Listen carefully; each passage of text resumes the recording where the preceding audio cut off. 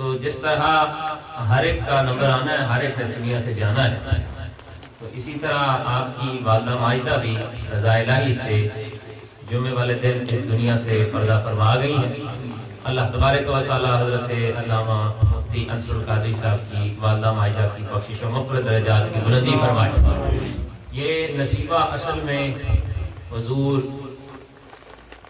ضیاء الامت علیہ رحمہ کے فیضان سے مستفید ہونے والوں کے حصے میں تھا۔ پھر رابطہ کیا گیا حضور قبلہ حضرت علامہ رضا الدین صدیقی صاحب مدد العالی کے ساتھ، تو الحمدللہ ان کی کرم نوازی یہ لبیک کہتے ہوئے حضرت سیدنا غوث العظم رضی اللہ تعالیٰ عنہ کی یاد اور شان اور محبت میں یہاں تشریف لائے۔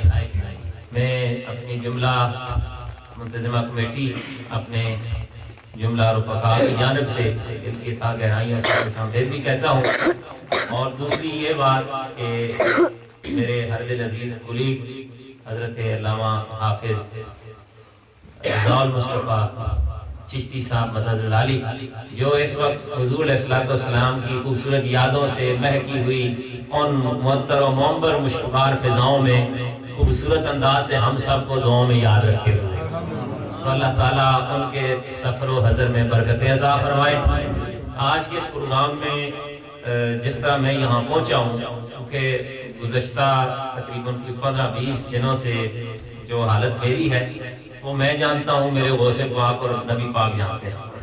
یہ کوئی کرم ہوتا ہے، اصل میں بیماری ایک بہانہ ہوتی ہے، اس بہانے میں بہت کچھ عطا بھی کیا جاتا ہے، تو اس لیے اللہ کی طرف سے یہ رحمت ہے، میں اس رحمت کو زحمت نہیں سمجھتا ہوں۔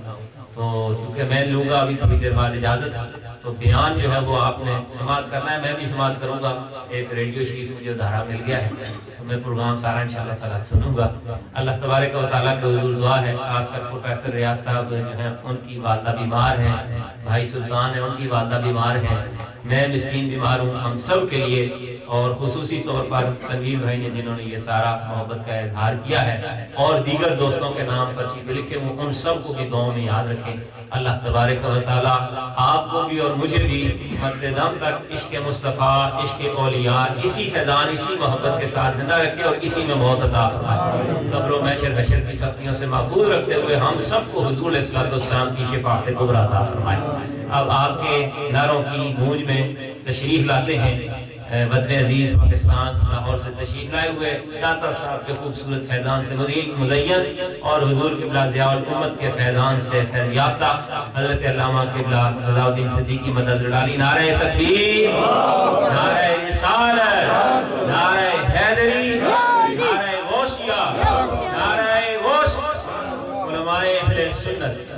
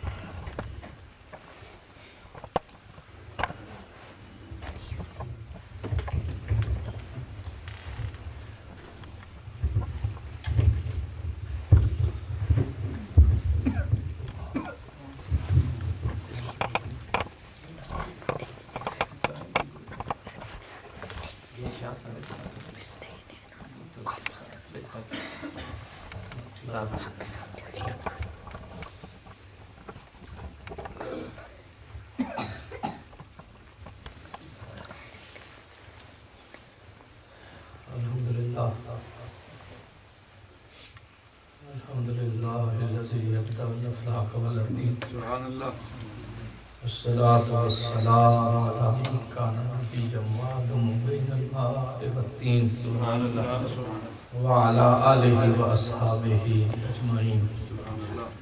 أما بعد فأعوذ بالله من الشيطان الرجيم. بسم الله الرحمن الرحيم. هو الذي بعث في الأميين رسولا منهم يتلو عليهم آياته ويزكيهم ويعلمهم الكتاب والحكمة وإن كانوا من قبل لفي ضلال مبين وآخرين منهم لما يلحقوا بهم وهو العزيز الحكيم صدق الله العظيم إن الله وملائكته يصلون على النبي يا أيها الذين آمنوا صلوا عليه وسلموا تسليما الصلاة والسلام عليك يا سيدي يا رسول الله وعلى آلك وأصحابك يا حبيب الله الصلاة والسلام عليك يا روح جسد الكونين وعلى آلك وأصحابك يا عين حياة الدارين الصلاة والسلام عليك يا سيد الأشراف وعلى آلك وأصحابك يا جامع الأوصاف مخدوم محتشم حضرت قبلہ شاہ صاحب برکاتہ ملالیہ مخدوم محتشم حضرت قاری ذوالفقار شاکر صاحب والا تبار علامہ حفیظ الرحمن غزالی صاحب برادران اسلام اللہ تبارک و تعالیٰ نے ہمیں توفیق عطا فرمائی کہ ہم اللہ تبارک و تعالیٰ کے ایک نہایت ہی برکتہ صالح اور مقرب بندے کا ذکر خیر کر رہے ہیں سبحان اللہ میں نے جو آیات مبارکہ تلاوت کرنے کا شرف حاصل کیا ہے آج کے موضوع کے ساتھ اس کا ایک بڑا گہرا ربط رکھتا ہے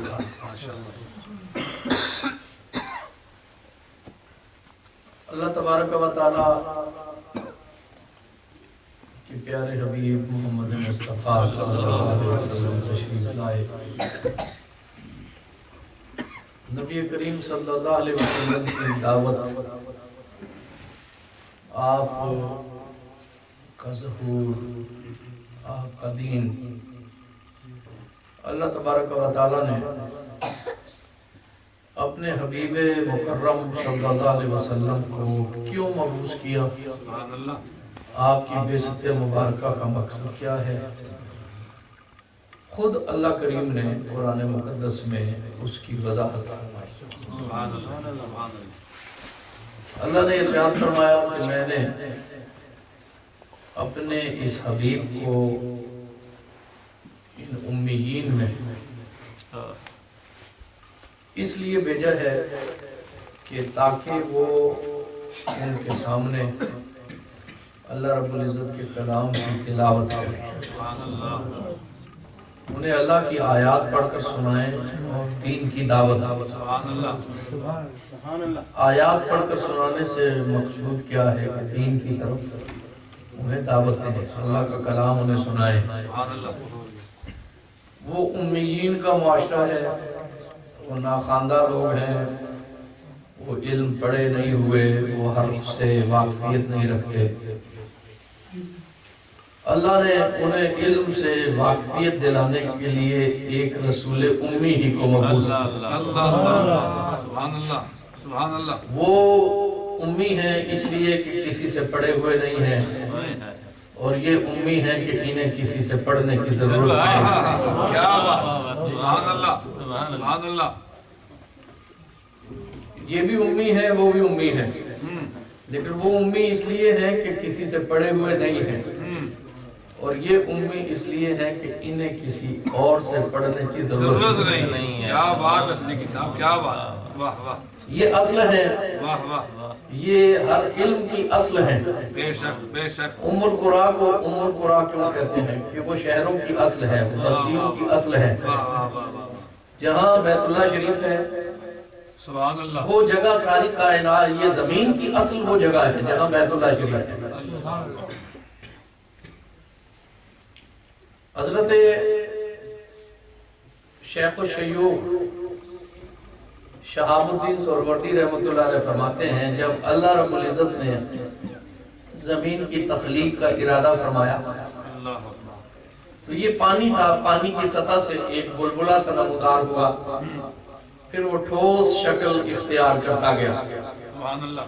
اور اس پانی پر زمین کی تخلیق کا آغاز ہوا۔ یہ وہی جگہ ہے جہاں آج بیت اللہ شریف ہے، بے شک بے شک۔ اور اسی سے دوسرا، اسی کا ایک حصہ بہتا ہوا اس جگہ پہ چلا گیا جہاں حضور اکرم صلی اللہ علیہ وسلم کی آرام گاہ ہے۔ سبحان اللہ۔ تو یہ ام الخلیقہ ہے، وہ جگہ جہاں سے بیت اللہ شریف ہے، وہیں سے زمین کی تخلیق کا آغاز ہوا۔ سبحان اللہ۔ مکہ کو ام القریٰ اس لیے کہتے ہیں کہ وہ ساری بستیوں کی اصل ہے۔ بے شک۔ تو حضور امی ہے، کوئی ترجمہ کر دیتا ہے ان پڑھ، ترجمے میں لوگ احتیاط نہیں کرتے۔ امی تو وہ اس لیے ہے کہ وہ ہر علم کی اصل ہے، انہیں کسی سے پڑھنے کی ضرورت نہیں ہے۔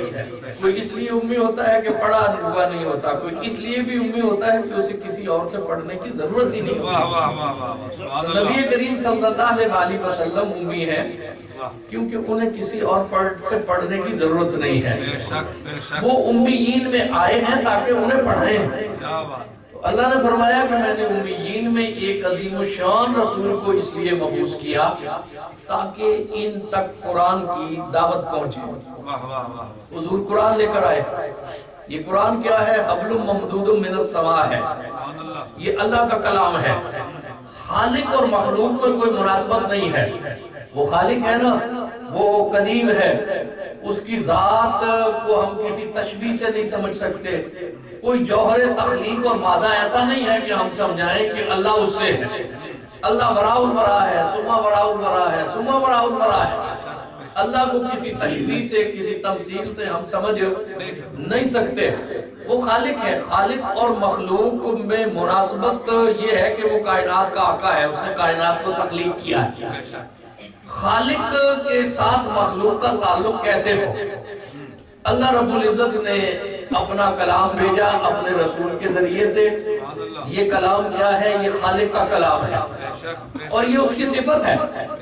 یہ کلام اللہ رب العزت کی صفت ہے۔ ایک کلام نفسی ہے، باطن میں یہ ایک تجلی ہے، یہ نور ہے اور یہ اللہ کا کلام ہے۔ ظاہر میں اس نے حرفوں کا اور الفاظوں کا لباس پہنا ہوا ہے۔ ظاہر میں اس نے حرفوں کا اور الفاظوں کا لباس پہنا ہوا ہے، لیکن باطن میں یہ کلام ہمارے کلام جیسا نہیں ہے، اس کے حرف ہمارے حرفوں جیسے نہیں ہے۔ اس کا مطلب یہ ہے کہ قرآن کا نزول جو ہے وہ اس چیز کی تعلیم ہمیں دیتا ہے کہ ضروری نہیں کہ جس کے ظاہر کا لباس دوسروں جیسا ہو اس کے باطن کی کیفیت بھی دوسروں کی طرح کی شاید کہ اتر جائے تیرے دل میں میری بات۔ قرآن اللہ کا کلام ہے نا، یہی حرف جو میں کہہ رہا ہوں، یہی الفاظ جو ہم پڑھتے ہیں، انہی سے قرآن بھی مرکب ہے، لیکن قرآن اور میرے کلام میں کوئی مناسبت نہیں ہے۔ قرآن کی شان اور میری گفتگو کا آپس میں کیا موازنہ ہو سکتا ہے؟ وہ اللہ کا کلام ہے، یہ ایک بندہ بے بصر کی گفتگو ہے، کوئی مناسبت نہیں ہو سکتی نا۔ کیوں؟ آخر ہم اس کی تکریم کرتے ہیں، حرف اس کے بھی ہمارے حرفوں جیسے ہیں، کلمے اس کے بھی ہمارے کلموں جیسے ہیں۔ وہ ظاہر میں انہی ترکیبوں سے اور جملوں سے بنا ہوا ہے نا، لیکن وہ قرآن ہے اس لیے کہ باطن میں اللہ کے کلام کی تجلی ہے، وہ باطن میں اللہ کا صفت ہے۔ وہ گتے پہ لکھا ہوا ہے، محنت دفتین ہے، وہ سیاہی سے لکھا جاتا ہے، اسے یہ لباس پہنایا جاتا ہے جو ہمارے حرفوں کا لباس ہے، لیکن اس کے باوجود بھی وہ کلام دوسرے کلام جیسا نہیں ہے۔ ظاہر میں ہونے کے باوجود بھی وہ باقی کلام جیسا نہیں ہے، کیونکہ وہ باطن میں اللہ کا کلام ہے، اس کے اندر اللہ کا نور ہے اور وہ اللہ کی صفت ہے۔ تو ظاہر میں جس نے لباس ہمارے جیسا پہنا ہو، باطن میں وہ اللہ کی صفت بھی ہو، تو کیا ایسا نہیں ہو سکتا کہ کوئی ظاہر میں لباس بشری پہن کر آئے اور باطن میں وہ نور من اللہ نور ہو؟ ایسا بھی ہو سکتا ہے نا. تو قرآن جو ہے وہ اس چیز کی سب سے روشن دلیل ہے کہ ظاہر کا جو لباس ہے وہ کوئی ضروری نہیں کہ وہ باطن کی یکسانیت کی دلیل بھی ہو. خود قرآن کو ماننا ہی اس چیز کی دلیل ہے کہ ہم اس چیز کو مانتے ہیں کہ ضروری نہیں ہے جس کا ظاہر ہمارے جیسا ہو اس کا باطن بھی ہم جیسا ہو. کیا بات کیا بات. تو یہ کلام ہے اللہ کا. حبل ممدود من السماء لے کر حضور تشریف لائے. ایک رسی آسمان سے لٹکی ہوئی ہے جس سے مخلوق استوار ہو جاتی ہے اور اس کا تعلق اپنے خالق سے ہو جاتا ہے. بندہ جو ہے وہ حادث ہے, بندہ فانی ہے, لیکن اس کی زبان سے جو کلام نکلتا ہے وہ لافانی ہے, وہ ابدی ہے, وہ کلام قدیم ہے, وہ اللہ کی صفت ہے. اس طرح حضور اکرم صلی اللہ علیہ وآلہ وسلم ایک ایسا کلام لے کر آئے کہ انسان مخلوق ہونے کے باوجود اپنے خالق سے رشتہ استوار کر سکتا ہے. سبحان اللہ. یہ قرآن کو معمولی بات نہیں. یتلو علیہم آیاتہ, یہ تلاوت کرتے ہیں آیات کی, آیات کے ذریعے سے وہ دین کی تبلیغ کرتے ہیں. اور یہ آیات کیا ہیں؟ یہ مخلوق کا, حادث مخلوق کا, فانی مخلوق کا تعلق اپنے باقی پروردگار سے جوڑتے ہیں, کیونکہ یہ اللہ کا کلام ہے. جو بات میں کر رہا ہوں اسے سمجھنے کی کوشش کیجئے. کچھ چیزیں اتنی آسانی سے سمجھ میں سمجھائی نہیں جا سکتی. میں کوشش کر رہا ہوں کہ یہ بات جو ہے وہ ہم سمجھے کہ یہ قرآن اللہ کا کلام ہے اور کلام اللہ کی صفت ہے. کلام اللہ کی صفت ہے. جو 8 بڑی صفتیں ان میں سے ایک کلام اللہ کی صفت ہے. تو یہ کوئی معمولی چیز نہیں ہے. قرآن پڑھا جاتا ہے تو اس کا احترام ہے, قرآن کو چھوا جاتا ہے تو اس کا ایک احترام ہے. اسے بے وضو چھوا نہیں جا سکتا, اسے بغیر توجہ کے جو ہے وہ پڑھا نہیں جا سکتا. جب قرآن پڑھا جا رہا ہو تو اس کی سماعت کرنا فرض ہو جایا کرتا ہے, اس لیے کہ وہ میرے کلام جیسا نہیں ہے, وہ اللہ کا کلام ہے, وہ اللہ کا کلام ہے اور وہ اللہ کی صفت ہے. تو حضور اتنی بڑی چیز لے کر آئے. یہ دائمی معجزہ ہے جو قیامت تک ہے کہ حادث لباس میں فانی کلام کو حضور نے اپنی امت کو تفویض کر دیا. باقی پیغمبروں پہ بھی کلام اترا لیکن وہ کلام اپنے اصل الفاظ میں محفوظ نہیں ہے. معنی اس کا محفوظ ہے اور معنی جب انسان کرے تو کوئی ضروری نہیں ہے کہ وہ معنی صحیح کرے. جب ہم ترجمہ انسان کریں تو کوئی ضروری نہیں ہے کہ وہ ترجمہ جو ہے وہ درست کرے. ہر آدمی اپنے کلام کے, اپنے علم کے مطابق کلام کرتا ہے. تو حضور یتلو علیہم آیاتہ ویزکیہم, اور کس لیے آئے؟ تاکہ دلوں کو صاف کریں, دلوں کا تزکیہ کریں. میں چاہتا ہوں کہ بنیادی باتیں ہم سمجھ لیں نا, کیونکہ آج اتفاق سے کچھ وقت ہے تو وہ ہم چیزیں سمجھ لیں جس کا ہمیں سمجھنا بہت ضروری ہے, جس کی بنا پہ یہ سماج اعظم ہے اور اہل سنت والجماعت ہے اور امت کا مرکزی دھارا ہے. اس کا جو عقیدہ ہے, اس کا جو نظریہ ہے وہ ہمیں اچھی طرح پتہ ہونا چاہیے. نبی کریم صلی اللہ علیہ وسلم کس لیے آئے؟ کہ دلوں کا تزکیہ کرے, دلوں کا میل کچیل صاف کرے. جو انسان کے باطن میں امراض ہے نا ان کو حضور اکرم صلی اللہ علیہ وسلم درست کرے. تو یہ کس نے حضور اکرم صلی اللہ علیہ وسلم کو منصب دیا؟ یہ کس نے حضور کے دل پہ قرآن اتارا؟ اللہ نے. اور دل پہ قرآن کا اترنا کوئی آسان بات نہیں ہے. پھر حضور کو اللہ نے وہ نظر دی کہ وہ دلوں کی آلودگیوں کو دیکھتے ہیں اور اپنی نظر سے ان آلودگیوں کو صاف کر دیتے ہیں. یزکیہم, پوری دنیا بلکہ پوری کائنات جو ہے وہ حضور کے لیے دے دی گئی کہ بھئی حضور ان کے امراض قلبی دیکھیں اور اسے صاف بھی کریں. اس کا مطلب یہ ہے کہ جس کے دل کی جو بھی دھڑکن ہے, جس کے دل کا جو بھی خیال ہے, جس کے ذہن کا جو بھی رجحان ہے, جس کے باطن کی جو بھی کیفیت ہے, نبی کریم صلی اللہ علیہ وسلم ہر دل کی اور ہر باطن کی کیفیت کو جانتے ہیں.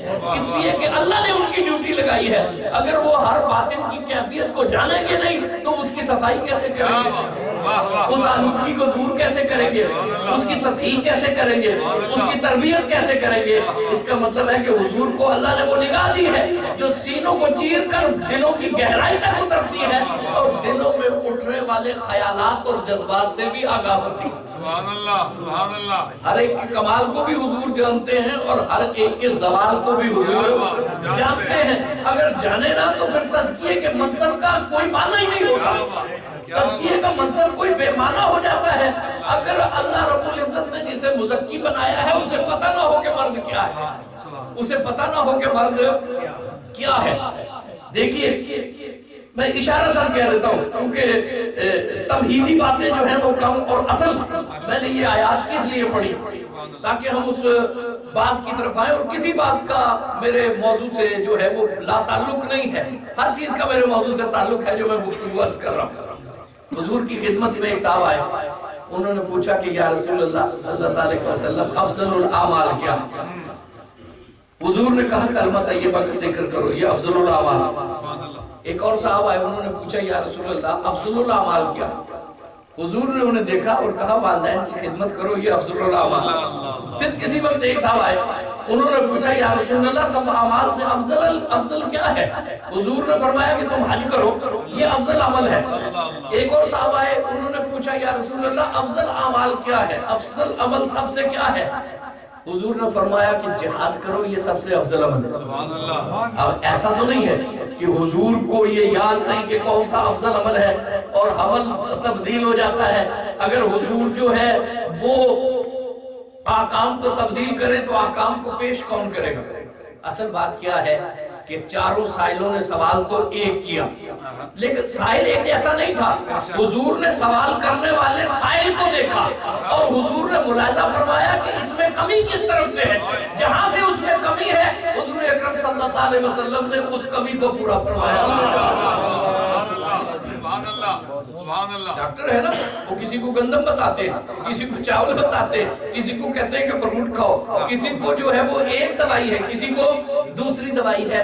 ڈاکٹر تشخیص کر کے دیکھتا ہے کہ مرض کیا ہے۔ اس طرح سائل کا سوال تو ایک ہے چاروں سائلوں کا، لیکن مرض ایک نہیں ہے۔ نبی کریم صلی اللہ علیہ وسلم نے دیکھا کہ ایک شخص صحابی ہے نا، ابھی مرحلے طے کر رہے ہیں، اور ایک کو دیکھا کہ سارے باتیں ٹھیک ہیں، اب یہ خلوت میں ذرا ذکر کرے تو اس کی تکمیل ہو جائے گی۔ حضور نے اسے کہا کہ تم تخلیہ میں اللہ کا ذکر کیا کرو۔ دوسرے کو دیکھا کہ باقی معاملات ٹھیک ہیں، والدین سے مناسبت ٹھیک نہیں ہے تو اسے کہا والدین کی خدمت کرو۔ تیسرے کو دیکھا کہ باقی کام کر لیے، اب حج بیت اللہ شریف کی سعادت رہ گئی ہے، اسے کہا حج کرو۔ چوتھے کو دیکھا کہ باقی کام مکمل ہے، اب یہ جہاد کی سعادت بھی حاصل کر لے تو اس کی تکمیل ہو جائے گی۔ لوگوں نے صرف سوال کو دیکھا لیکن مصطفیٰ نے سائل کو بھی دیکھا۔ دلوں کا تزکیہ کرتے ہیں، وہ ہر شخص کی کیفیت کو جانتے ہیں۔ عظمت و شان مصطفیٰ وَيُعَلِّمُهُمُ الْكِتَابَ وَالْحِکْمَةَ۔ جب دل کو تزکیہ نصیب ہو جاتا ہے نا، پھر حضور اسے کتاب اور حکمت کے نور سے آشنا کرتے ہیں۔ یہ کتاب بھی کوئی معمولی چیز نہیں ہے۔ نزلنا علیک الکتاب تبیانا لکل شیء، یہ کتاب اس لیے ہے کہ تاکہ ساری کائنات کے راز بیان ہو۔ اور یہ حکمت کیا ہے؟ وضع الاشیاء علی مواضعها، ہر چیز کو ٹھیک ٹھیک اس کے محل اور موقع پہ رکھ دینا، یہ حکمت ہے۔ یہ حکمت ہے۔ حضور کتاب کی تعلیم کے لیے بھی ہیں اور حضور حکمت کی تعلیم کے لیے بھی ہیں۔ اس مقام پر ایک خوبصورت بات، ایک اشارہ۔ حضرت ابراہیم علیہ السلام نے جب مکہ شریف کو تعمیر کیا، بیت اللہ شریف کو، جس کے ذکر سے بات آگے چلی، تو حضرت ابراہیم نے یہ سعادت حاصل کرنے کے بعد وہاں کچھ دعائیں کی، اس شہر کی عافیت کے لیے، وہاں کے رزق کے لیے، وہاں کی خوشحالی کے لیے، اور اس شہر کی معمولی کے لیے، اس کی آبادی کے لیے دعائیں کی۔ اور ایک اہم دعا یہ کی کہ اے اللہ رب العزت اس خطے میں ایک عظیم رسول کو مبعوث فرما۔ پھر اس رسول کے اوصاف بھی بیان کیے، یہی اوصاف جو قرآن نے بیان کیے۔ لیکن ابراہیم علیہ السلام نے کیا اللہ کی بارگاہ میں عرض کی، اے اللہ ایک ایسا رسول یتلو علیہم آیاتک، جو تیری آیات کو پڑھے، وَيُعَلِّمُهُمُ الْكِتَابَ وَالْحِکْمَةَ، اور کتاب و حکمت کی تعلیم دے، وَيُزَکِّیہم، اور دلوں کو صاف بھی کرے۔ پھر گویا کہ اللہ نے جب بھی اپنے محبوب کی بعثت کا اعلان کیا، اللہ نے انہی اوصاف کو بیان کیا، اللہ نے انہی اوصاف کو بیان کیا۔ کئی جگہوں پر یہ اوصاف ہے نا جو اللہ نے بیان کی، لَقَدْ مَنَّ اللَّهُ عَلَى الْمُؤْمِنِينَ إِذْ بَعَثَ فِيهِمْ رَسُولًا، یہی اوصاف بیان کی۔ حضور انور صلی اللہ علیہ وسلم نے فرمایا کہ میں اپنے والد ابراہیم کی دعا، یہ دعا ہے، حضور اس کا مصداق ہوا پھر حضور نے فرمایا میں حضرت عیسیٰ علیہ السلام کی بشارت ہوں۔ اللہ حضرت عیسیٰ کی بشارت قرآن میں موجود ہے کہ میرے بعد ایک نبی آئیں گے جن کا اسم گرامی ہوگا احمد۔ اور پھر حضور نے فرمایا کہ میں وہ خواب ہوں جو میری والدہ نے ولادت کے وقت دیکھا تھا۔ والدہ نے خواب دیکھا ہے، نور دیکھا جس کی روشنی میں انہیں شام کے محلات تاک نظر آ رہے ہیں۔ اب دیکھو کہ وہ موضوع نہیں ہے، اشارہ کرتے ہوئے آگے چلا جاؤں کہ دعائے ابراہیم کے ساتھ بشارت عیسیٰ کے ساتھ اللہ کا محبوب اپنی والدہ ماجدہ کے خواب کو ذکر کر رہا۔ کس فہرست میں ذکر کر رہے ہیں حضور؟ دعائے ابراہیم کے ساتھ اور بشارت عیسیٰ کے ساتھ ذکر کر رہے ہیں کہ میں اپنی والدہ کا خواب ہوں۔ ابراہیم صاحب وحی پیغمبر ہے، حضرت عیسیٰ صاحب وحی پیغمبر ہے، حضرت سیدہ آمنہ پیغمبر نہیں ہے لیکن صاحب الہام ہے۔ یہ دیکھو کہ حضور کس فہرست کے ساتھ اپنی والدہ کا ذکر کر رہے ہیں۔ وہ کتنا بدبخت ہوگا جو اس والدہ کی ایمان پہ شک کرتا ہے۔ شاہد کے اوپر چاہے تیرے دل میں میری بات۔ یہ تو دیکھو کہ حضور کس ذیل میں ذکر کر رہے ہیں کہ میں وہ کون ہوں جو ابراہیم علیہ السلام کی دعا، جو عیسیٰ علیہ السلام کی بشارت، اور میں وہ خواب ہوں جو میری والدہ نے دیکھی۔ حضور کس فہرست میں اپنی والدہ کو جگہ دے رہے ہیں۔ اور ہمارے ہاں کے نام نہاد محققین جو ہیں وہ ان کی والدہ کے بارے میں کیا کر رہے ہیں؟ اللہ تبارک و تعالیٰ عقل سلیم عطا فرمائے، عقل سلیم عطا فرمائے۔ یہ لفظیں کیوں ہوتی ہیں؟ اس کا تعلق براہ راست میرے موضوع کے ساتھ، یہ لفظیں کیوں ہوتی ہیں؟ دیکھو حضرت ابراہیم علیہ السلام نے ترتیب کے ساتھ ذکر نہیں کیا، اوصاف انہوں نے ذکر کیے لیکن انہوں نے ترتیب کے ساتھ ذکر نہیں کیا۔ اللہ کی ہر بات میں ایک راز ہوتا ہے۔ پیغمبر نے جو مطلق اوصاف ذکر کر دیے لیکن ترتیب کے ساتھ ذکر نہیں کیا، پھر اللہ نے ان کی ترتیب کو بدل دیا، اللہ نے انہیں مرتب کر کے ذکر کیا۔ اس میں بھی ایک راز تھا، اگر یہ ترتیب میں تبدیلی نہ ہوتی تو پھر اس طرف لوگوں کے ذہن نہ جاتے کہ ابراہیم علیہ السلام نے جو اوصاف بیان کیے ان کی ترتیب اور تھی، اللہ نے جو اوصاف بیان کیے ان کی ترتیب اور تھی۔ اوصاف وہی ہے، ترتیب الگ الگ ہے۔ ابراہیم علیہ السلام نے کہا تلاوت آیات کریں، کتاب کی تعلیم دے، حکمت کی تعلیم دے اور دلوں کو صاف کریں۔ اللہ نے کیا فرمایا کہ تلاوت آیات کرتے، دلوں کو صاف کرتے اور کتاب و حکمت کی تعلیم دیتے ہیں۔ حضرت ضیاء الامت پیر محمد کرم شاہ نظری فرماتے ہیں اللہ نے ان کو مرتب اس لیے کیا کہ کوئی یہ نہ سمجھے کہ میں کتاب پڑھ لوں گا، گرامر پڑھ لوں گا، حدیث پڑھ لوں گا تو میرا دل بھی صاف ہو جائے گا۔ اور میاں جب تک رسول کی نظر نہیں ہوگی تمہارا دل صاف نہیں ہوگا۔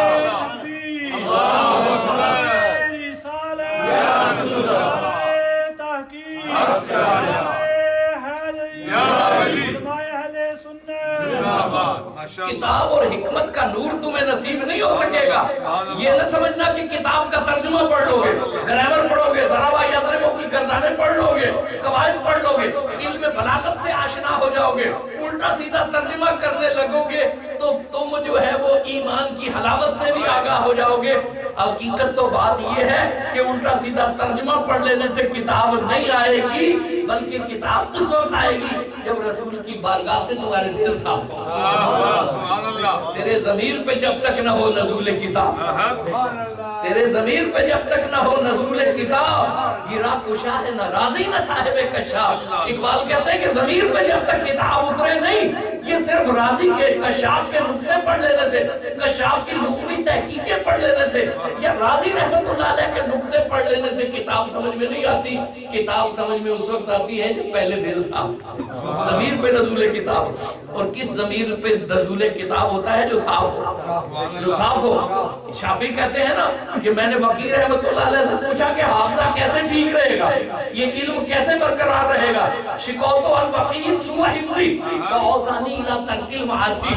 میں نے وکیع سے کہا کہ یہ حافظہ کس طرح بحال رہ سکتا ہے، علم کس طرح برقرار رہ سکتا ہے؟ انہوں نے کہا ایک ہی طریقہ ہے، سینے کو گناہوں سے پاک رکھو، علم آ جائے۔ اس لیے کہ علم اللہ کا نور ہوتا ہے اور اللہ کا نور کسی پراگندہ برتن میں ڈالا نہیں جاتا۔ تو تیرے ضمیر پہ جب تک نہ ہو نزول کتاب، کس ضمیر پہ نزول کتاب ہوگا؟ وہ ضمیر جو کہ صاف ہوگا، وہ ضمیر جو کہ پاک ہوگا۔ اور کون سا ضمیر پاک اور صاف ہوتا ہے؟ یزکیہم، یزکیہم، جسے اللہ کا محبوب جس کا تزکیہ کر دیتا ہے، جسے اللہ کے محبوب سے صفائی نصیب ہو جائے گی۔ جب تک اللہ کے محبوب سے صفائی نصیب نہیں ہوگی اس وقت تک کتاب کا فہم حاصل نہیں ہو سکے گا۔ کتاب کا فہم کسے حاصل ہوگا؟ جسے رسول کی نظر سے تزکیہ نصیب ہوگا۔ دل کا تزکیہ بڑا ضروری ہے، دل کی صفائی بڑی ضروری ہے۔ تاریخ اسلام کے ایک بڑے مشہور شخصیت ہے، ہمیں اب پتہ ہونا چاہیے نا، ایک دوسرے ہمیں تربیت ہونی چاہیے۔ کسی مکتبہ فکر پہ آپ نے دیکھا میں کوئی تنقید نہیں کرتا، کسی کا میں نام نہیں لیتا، ہم کو گالی گلوچ مناظرے کے میدان کے آدمی نہیں ہیں، لیکن تاریخی حقائق کا پتہ بھی ہونا چاہیے۔ ابن تیمیہ ایک شخصیت ہے، بڑے عالم، بڑے فاضل، بہت سی کتابیں انہوں نے مرتب کی، لیکن ان کے علم سے فائدہ نہیں ہوا لوگوں کو۔ فساد پھیلا، خلفشار پھیلا، انتشار پھیلا، فرقہ واریت پھیلی۔ ان کے ایک ہم اثر عالم دین سے کسی نے پوچھا کہ معاملہ کیا ہے، ابن تیمیہ کے علم سے لوگوں کو فائدہ کیوں نہیں ہو رہا؟ انہوں نے ایک بڑا جامع اور معنی خیز جواب دیا۔ انہوں نے کہا بات یہ ہے کہ ابن تیمیہ کی جو عقل ہے نا، ابن تیمیہ کا جو علم ہے نا، وہ ان کی عقل سے زیادہ ہو گیا ہے۔ ابن تیمیہ کا علم ان کی عقل سے زیادہ ہو گیا ہے۔ فارسی والے کہتے ہیں کہ 1 من علم کے لیے 10 من عقل کی ضرورت ہوتی ہے۔ 1 من علم استعمال کرنے کے لیے 10 من عقل کی ضرورت ہوتی ہے۔ عقل نہ ہونا تو جہاں صاحب دیکھو گے ایک فتوے کا ہتھوڑا ٹھوک دو گے، جہاں 2 آدمیوں کو ملتے دیکھو گے بیچ میں انتشار ڈال دو گے۔ یہ فرقہ واریت کیوں پھیل گئی ہے؟ کہ بہت سے لوگوں کا علم ان کی عقل سے زیادہ ہو گیا۔ جی انہیں پتہ نہیں ہے کہ فتویٰ کہاں لگانا ہے، انہیں پتہ نہیں ہے کہ کس کے بارے میں بات کرنی ہے اور کس کے بارے میں بات نہیں کرنی، انہیں ادب کا پتہ نہیں ہے، حفظ مراتب کا پتہ نہیں ہے، انہیں حدود اور قیود کا پتہ نہیں ہے۔ صرف علم پاس ہے جسے وہ ہتھوڑے کے طور پہ استعمال کر رہے ہیں، ہتھوڑے کے طور پہ استعمال کر رہے ہیں نا، نشتر کے طور پہ استعمال کر رہے ہیں، چھرے کے طور پہ استعمال کر رہے ہیں، اب تو بارود کے طور پہ استعمال کر رہے ہیں، اب تو بم کے طور پہ استعمال ہو رہا ہے نا۔ جہاں کسی کو نماز پڑھے دیکھا بم پھاڑ دیا، جہاں کسی کو نماز پڑھتے دیکھا فائر مار دیا۔ کوئی اللہ کی کیوں فتویٰ ہے، اس کے پیچھے لاجک ہے نا کہ کچھ لوگوں نے ایک تکفیر کر دیا، سب کو کافر قرار دے دیا ہے۔ یہ علم کا غلط استعمال ہے۔ دل کا تزکیہ نہ ہونا اور فہم نہ ہو تو پھر کتاب پڑھ لینے سے علم کا ذوق نہیں ملتا۔ بابا فرید الدین گنج شکر رضی اللہ تعالیٰ عنہ نے جب حضور محبوب الہی خواجہ نظام الدین الاولیاء کو خلافت دی تو ایک بڑی معنی خیز بات کیا۔ آپ نے فرمایا کہ نظام الدین، ہم نے تمہیں علم، عشق اور بصیرت عطا فرمائی۔ کیا؟ علم، عشق اور بصیرت عطا فرمائی۔ اگر دیکھو تو یہی چیزیں صحابہ کرام کو حضور سے ملتی ہیں، علم، عشق اور بصیرت، یہی درویشوں کا اثاثہ ہے۔ علم ہونا تو پھر فساد ہو جاتا ہے، عشق نہ ہو، بصیرت نہ ہو، دانائی نہ ہو، گداز نہ ہو نا محبت کا تو پھر بھی فساد ہو جاتا ہے۔ صرف عشق ہونا اور علم نہ ہو اور دانائی نہ ہو تو پھر بھی جو ہے وہ مجنون جو ہے وہ بے لگام ہو کے پھر رہا ہوتا ہے، جی پھر بھی جو ہے وہ لوگ اللہ کی صدائیں جو ہے وہ بلند کر رہے ہوتے ہیں۔ پھر اس عشق سے بھی فتنہ پھیلتا ہے جس کے اوپر علم کی زنجیر نہ ہو، جس کے پیچھے بصیرت نہ ہو، دانائی نہ ہو۔ ذوق محبت جو ہے نا، اس کو بھی قابو کر کے رکھنے کی ضرورت ہوتی ہے۔ درویشوں کے سینوں میں بامڑ بن رہے ہوتے ہیں لیکن وہ کوئی زبان سے غیر محتاط لفظ کو نکالتے نہیں ہیں۔ عشق کے ساتھ علم اور بصیرت بھی ضروری ہوتی ہے، اور آدمی میں عقل تو بڑی ہونا لیکن اسے علم نہ ہو کہ اللہ کیا چاہتا ہے، اسے محبت نہ ہو کہ اللہ کی مخلوق سے برتاؤ کیا کرنا ہے، تو پھر وہ بھی ایول جینیس ہو جاتا ہے، وہ بھی شیطان ہو جاتا ہے، وہ بھی شیطان ہو جاتا ہے۔ علم سے یہ مراد نہیں ہے کہ اسے یہ پتہ نہ ہو کہ میں نے کیا کرنا، علم سے مراد یہ ہے کہ پتہ ہو کہ اللہ کیا چاہتا ہے، اللہ کیا چاہتا ہے کہ میں نے عقل کو کیسے استعمال کرنا ہے۔ اور پھر محبت نہ ہونا اللہ سے، رسول سے اور اس کی مخلوق سے، کیوں مخلوق سے بھی محبت کرنی ہے کیونکہ اللہ کی مخلوق ہے نا، اللہ کی مخلوق ہے۔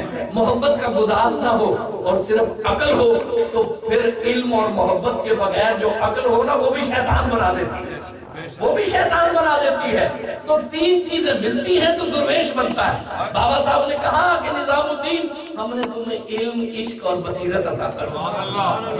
جب یہ 3 چیزیں ملتی ہیں تو پھر جو ہے وہ درویش بنتا ہے۔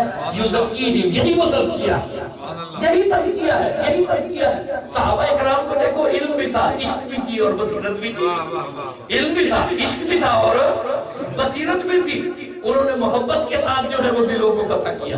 نبی کریم صلی اللہ علیہ وسلم سے ان کی وابستگی کیسی تھی، محبت کیسی تھی، لیکن وہ محبت بے لگام محبت نہیں تھی، وہ بے لگام محبت نہیں تھی، حضور کے احکام پہ عمل کرتے تھے اور پھر پوری دانائی کے ساتھ انہوں نے دین کو پھیلایا، پوری دانائی کے ساتھ۔ اقبال نے حیرت سے کہا کہ تمدن آوری خلا کے آئینے جہانداری، وہ صحرائے عرب یعنی شودر والوں کا گہوارہ، وہ جو کہ اونٹ چرایا کرتے تھے، اونٹ بھی سلیقے سے نہیں چراتے تھے، اللہ کے محبوب نے انہیں کیا بصیرت عطا کر دی کہ وہ عمر فاروق اعظم 25 لاکھ مربع میل کو چلا رہا ہے۔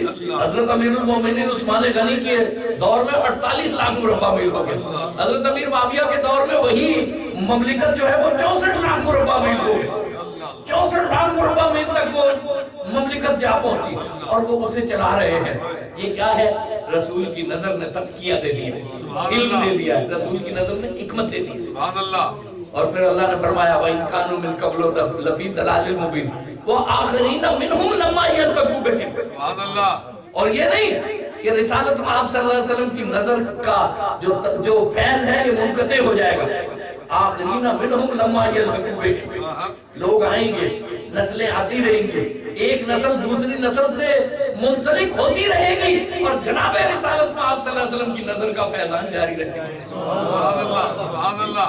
میری نظر سے ملا ہے مجھے پیام حیات، میری نظر کا خدا سلسلہ دراز کرے۔ وہ نظر جو ہے وہ آج بھی پیام حیات دے رہی ہے، یہ نہ سمجھنا کہ وہ چلے گئے۔ اللہ نے کہا ہے وَآخِرِينَ مِنْهُمْ لَمَّا يَلْحَقُوا بِهِمْ، لوگ آئیں گے اور رسالت میں آپ کی نظر سے انہیں تزکیہ اور علم و حکمت کی دولت ملتی رہی۔ سبحان اللہ، سبحان اللہ۔ سید محمود آلوسی کہتے ہیں، امام المفسرین ہے سید محمود آلوسی، سبحان اللہ۔ فرماتے ہیں اشارت الی عدم انقطاع فیضہ صلی اللہ علیہ وسلم عن امتہ الی یوم القیامہ، اس میں اس چیز کی طرف اشارہ ہے کہ نبی کریم صلی اللہ علیہ وسلم کا فیضان اپنی امت سے قیامت تک منقطع نہیں ہوگی، سبحان اللہ، سبحان اللہ۔ قیامت تک جاری ہو ساری۔ اور پھر کہتے ہیں فی اشارت معیضم الی عدم انقطاع فیض الولی بعد ارتحالہ من دار القصافت والفنا الى دار التجرد والبقاء، اس میں یہ بھی اشارہ ہے کہ ولی بھی پردہ کر جاتا ہے اس کا فیض بھی منقطع نہیں ہوتا، واہ واہ واہ۔ اگرچہ وہ اس دار کثافت اور فنا سے، اس فانی دنیا سے، اس آلودہ دنیا سے چلا جاتا ہے، باقی دنیا کی طرف چلا جاتا ہے، عالم تفرید و تجرد میں چلا جاتا ہے، لیکن ولی کا فیض بھی منقطع نہیں ہوتا، اس لیے کہ اس کا فیض بھی مشکات نبوت کا ایک حصہ ہے۔ سبحان اللہ، سبحان اس نے اللہ، روشنی بھی سینہ نبوت سے لی ہے، سبحان اللہ۔ اس نے بھی اپنا چراغ روشن کیا ہے حضور اکرم صلی اللہ علیہ وسلم کی شمع علم سے، جس کا چراغ بھی حضور کے علم سے روشن ہے، وہ دنیا سے چلا بھی جاتا ہے، اس کی روشنی ختم نہیں ہوتی۔ سبحان اللہ۔ جس طرح حضور کے علم کی روشنی قیامت تک امت کو رہنمائی دیتی رہے گی، اس طرح امت کے اولیاء کے علم کی روشنی بھی قیامت تک رہنمائی دیتی رہے گی۔ سبحان اللہ۔ تو وہ کون سا علم ہے جو جوڑتا ہے؟ وہ کون سا علم ہے جو انسان کو کمال تک پہنچاتا ہے؟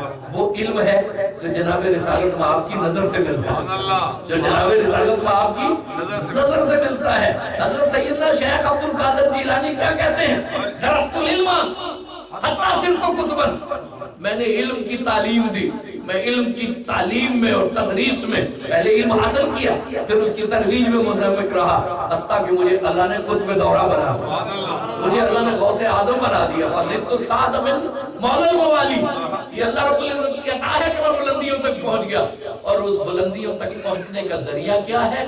درست العلم حتی صرت کتبن، کہ وہ علم، لیکن وہ علم ہے جو حضور اکرم صلی اللہ علیہ وسلم کی بارگاہ سے نصیب ہوتا ہے۔ سیدنا غوث پاک حسنی حسینی نور کی اس لڑی سے وابستہ ہے نا، نور کی لڑی سب اولیاء کرام ہے، سب سادات کرام ہے، والد حضرت حسن مجتبیٰ کی اولاد سے، والدہ حضرت امام پاک حسین شہید رضی اللہ عنہ کی اولاد سے، اور پھر یہ نہیں کہ سید ہیں، بس نسلی طور پر سید ہیں، کس مقام پہ ہیں؟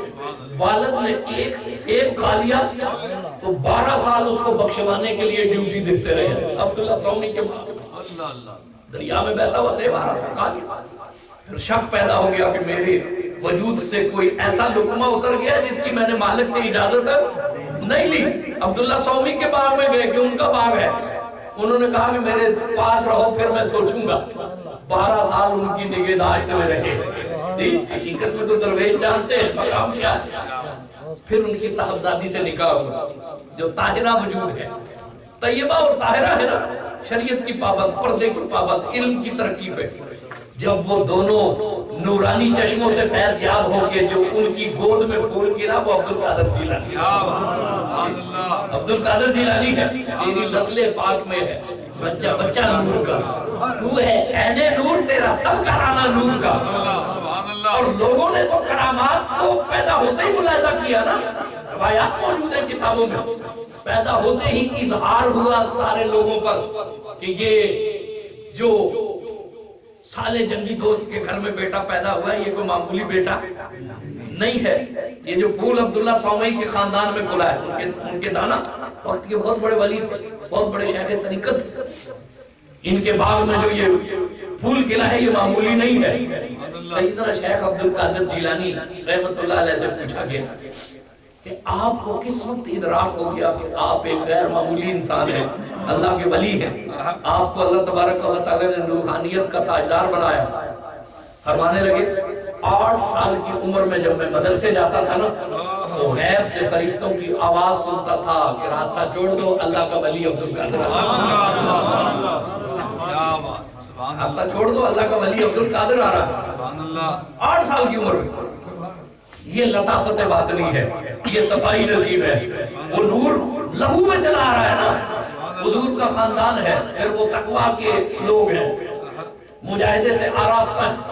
ارباب باطن لکھتے ہیں کہ سید اگر روحانیت کی طرف رجوع کرے دوسروں سے آگے چلا جاتا ہے, اس لیے کہ خون رسول کی تاثیر قیامت تک ختم نہیں ہوتی. سید کو رجوع کرنا پڑتا ہے, بس سید رجوع کرے وہ دوسروں سے بہت آگے چلا جاتا ہے, اس کی پرواز تیز ہو جاتی ہے. کیوں؟ اس کی رگوں میں رسول اللہ صلی اللہ علیہ وسلم کا خون کر دے گا. وآخرین منہم لما یلقوا بہ, وہ تو نظر پڑ جائے تو قیامت تک تقدیر تبدیل کر دیتی ہے. تو جس کی رگوں میں وہ خون خود دوڑ رہا ہے اس کے تزکیے کا کیا حالت ہوگا. اس لیے کہتے ہیں کہ سید کی ڈیوٹی دوسروں سے زیادہ ہے, اسے رجوع کرنا چاہیے, اسے اپنے اصل کام کی طرف آنا چاہیے. جتنی جلدی رجوع کر لے گا اللہ رب العزت اسے زیادہ ترقی عطا فرمائے, کیونکہ اس کے باطن میں جناب رسول اللہ صلی اللہ علیہ وسلم کا وہ نور دوڑ رہا ہے اس کی رگوں میں. جی خون تو وہ ظاہر میں ہم کہہ رہے ہیں نا, حقیقت میں تو وہ نور ہے, تو ہے عین نور, تیرا سب گھرانہ نور ہے. اور وہ سید عبد القادر جو سالے جنگی دوست اور فاطمہ ام الخیر کی گود میں پلا, اس کا عالم کیا ہے. 8 سال کی عمر میں وہ صفائی نصیب ہے دلوں کو, لیکن وہی نہیں بیٹھ رہے. اللہ نے اشارہ کیا, ایسے لوگ جن سے اللہ کوئی کام لینا چاہتا ہے نا, ایک عجیب و غریب اللہ تبارک و تعالیٰ خود غیب سے سامان پیدا کرتا ہے. 18 سال کی عمر تھی نا تو والد فوت ہو گئے, والدہ ضعیف ہے, ان کی خدمت کرتے ہیں. تو بیل کو ایک دفعہ لے جا رہے تھے تاکہ کھیتی باڑی میں اللہ رب العزت کے اشارے ہو جاتے ہیں. یہ وہ چیزیں ہیں جو ہمارے فہم میں نہیں آتی. بیل نے آپ کو مخاطب کیا اور کہا کہ آپ لما حاضا کو لکھتا, لما حاضا امرتا, کہ نہ تمہیں اس کام کے لیے پیدا کیا گیا ہے نہ تمہیں اس کام کا حکم دی. خیال آیا, چھت پہ چڑھ گئے اسی عالم میں سوچ بچار میں, دیکھا کہ قافلہ تیار ہو رہا ہے بغداد کی طرف. اترے اور والدہ سے اجازت طلب کی کہ اگر حکم ہو, اجازت ہو تو میں جا کر بغداد میں علم حاصل کروں. ابتدائی علم لے لیا, اب کہا کہ میں منتہی علم حاصل کروں. انہوں نے ارشاد فرمایا کہ میں بڑی ضعیفی کے عالم میں, لیکن میں رسول اللہ صلی اللہ علیہ وسلم کے دین کو اپنی خدمت پر ترجیح دیتی اور تمہیں اللہ کے حوالے کرتی ہوں. جاؤ اب علم میں منہمک ہو جانا, تو پھر پیچھے پلٹ کر نہ دیکھنا, اب قیامت میں ملاقات ہو, پھر پیچھے نہ پلٹنا, پھر یہ اندیشہ نہ کرتا رہنا مجھے اللہ کے حوالے کرو, میں تمہیں اللہ کے حوالے کرتی ہوں. یہ ہیں بڑے لوگ, یہ ہیں بڑے لوگ, یہ بڑے لوگوں کی باتیں. انہوں نے کہا میں اپنی خدمت پہ رسول اللہ کے دین کو ترجیح دیتی ہوں, بس اب چلے جاؤ, اب قیامت کے دن ہی ملاقات ہوگی تم سے. جی کیا نظر ہے اس ولیہ کی, کیا وہ دیکھ رہی ہے, کیا وہ سوچ رہی ہے. بغداد میں تشریف لاتے ہیں, نظامیہ میں داخل ہو گئے. نظامیہ اس وقت کی سب سے بڑی یونیورسٹی, جس کا استاد لگنا جو ہے وہ بڑی سعادت کی بات سمجھی جاتی تھی. وہاں داخل ہو گئے, پڑھ رہے ہیں. میں ذرا اختصار سے بات کرتا ہوں. 25 سال کی عمر تک علم ظاہری پڑھی, सुभान अल्लाह। और इस तरह फिर रसूख हासिल किया इल्म में कि जो मसला किसी और से नहीं सुलझता वो अब्दुल कादिर जिलानी सुलझाता है, जिसका जवाब किसी और को नहीं आता वो अब्दुल कादिर जिलानी से पूछा जाता है। मकाम इज्तिहाद पे फायज हो गए। लोगों ने कहा कि ये वक्त के मुज्तहिद है। अब देखो 8 साल की उम्र में फरिश्तों की आवाज सुन रहे हैं। बचपन से लोग शहादत दे रहे हैं ना कि ये अल्लाह का वली। 8 साल की उम्र में फरिश्तों की आवाज सुन रहे हैं, लेकिन ना तो उस आबाई सज्जादे पे इत्तेफा करते। 25 साल की उम्र में मुज्तहिद हो गए। निजामिया में खुद को मनवाना, उस वक्त बगदाद में खुद को मनवाना कोई आसान काम नहीं था।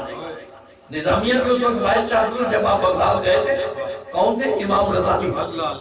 इमाम मोहम्मद गजाली उस इदारे के, फिर वो इमाम गजाली रूहानियत की तरफ चले गए। तो जिस माहौल में इमाम गजाली जैसे लोग मौजूद हो, उसमें 25 साल की उम्र में खुद को मुज्तहिद मनवाना ये आसान बात नहीं है। लेकिन इस इल्म पर इत्तेफा नहीं किया, खानदानी सज्जादे पे इत्तेफा नहीं किया। अबू सईद मुबारक अल मखजूमी रहमतुल्लाह अलैह की खिदमत में हाजिर हुए। हम्माद दबाज रहमतुल्लाह अलैह की खिदमत में हाजिरी देते और कहते हैं मुझे रूहानियत के सबक पढ़ा। वो पाकीज़ा इंसान जो 8 साल की उम्र में आवाज सुन रहा है फरिश्तों की, लेकिन उसे पता है कि अल्लाह के इरफान की कोई आखिरी हद नहीं है। हर लहजा नया तूर नहीं बल्कि तजल्ला। अल्लाह करे मरहला ये शौक ना होता है। वो ज़ाते वाहदा शरीक ऐसी है जिसके इरफान की आँख में सरद कभी आती नहीं है, दरवेश की प्यास कभी बुझती नहीं है। मुजाहिदात में मशगूल हो गए। फिर ये नहीं कि एक हफ्ते को 40 दिन का चेला काटा और एक मौका पकड़ लिया, तस्वीरें हमजाद कर ली और बैठ गए ताबीज़ लिख ली। लोगों के दिलों का हाल बता रहे हैं, उल्टे सीधे अमल शुरू कर दिए। नहीं, 40 दिन का चेला करके नहीं बैठ गए, 40 महीने भी नहीं, मुसलसल 25 साल तक मुजाहिदात में मशगूल रहे। 25 साल तक। खुद फरमाते हैं कि बगदाद में मेरे जो दोस्त थे वो मेरा नाम तक भूल जाते कि कोई दरवेश हमारे साथ अब्दुल कादिर भी था, कोई हमारा हम सबक अब्दुल कादिर भी था। 25 जो साल 2 साल गायब रहो, नाम भूल जाते। 10 साल जो किसी को न मिलो, 25 साल मुजाहिदे किए, कहा कि लोग मेरा नाम भूल जाते। कभी फिर बगदाद के मुजाफात में आ जाते। एक बुर्ज था जिसे बुर्ज अजमी कहा जाता था आपकी वजह से, क्योंकि जो आपका इलाका है कब्रिस्तान का इलाका है। जिस तरह हमारा खिता है ना पोटोहार, हजारा एक खिता है, पोटोहार भी एक खिता है। इस तरह जो जिलान है ये भी एक खिते का नाम है, कब्रिस्तान का, ईरान के शुमाली इलाके आज के लगते हैं और सेंट्रल एशिया के नशेबी इलाके। ये कब्रिस्तान का इलाका है। इसमें एक खिता था जिसे कहते थे जिलान, उससे आपका ताल्लुक था। तो अजमी थे, वहां के लोगों की ज़बान फारसी थी।